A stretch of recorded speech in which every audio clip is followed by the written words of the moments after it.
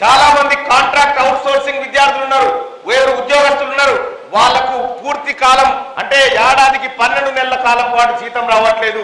దాన్ని కూడా ముఖ్యమంత్రి గారితో మాట్లాడడం జరిగింది. రాత్రి ముఖ్యమంత్రి గారి దగ్గర రివ్యూ మీటింగ్ జరిగింది.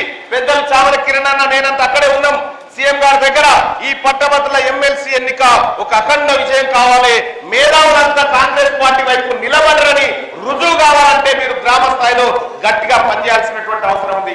అలాగే ప్రభుత్వ ఉద్యోగులకు సంబంధించినటువంటి డిఏల విషయంలో కానీ, అలాగే ట్రాన్స్ఫర్ల విషయంలో కానీ, జోనల్ సిస్టమ్ సవరించే విషయంలో కానీ, డిఎస్సి గ్రూప్ 2 గ్రూప్ 3 పోస్టుల పెంపు విషయంలో కానీ రాష్ట్ర ప్రభుత్వం ఖచ్చితమైనటువంటి ఒక ఆలోచనతో ఉంది. ఆ ఆలోచనను అతి త్వరలోనే ముఖ్యమంత్రి గారు ఈ రాష్ట్ర ప్రజలకు తెలియజేస్తారని చెప్పి తెలియజేస్తా ఉన్నా.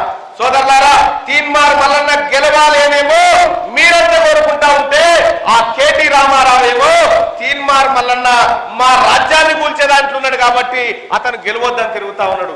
మరి మీ మల్లన్న గెలిచి అసెంబ్లీకి పోవన్నా, ఓడిపోయి శ్మశానానికి పోవన్నా మీరే డిసైడ్ చేసుకోవాల్సిందిగా మీ అందరినీ రిక్వెస్ట్ చేస్తా ఉన్నా సోదరులారా.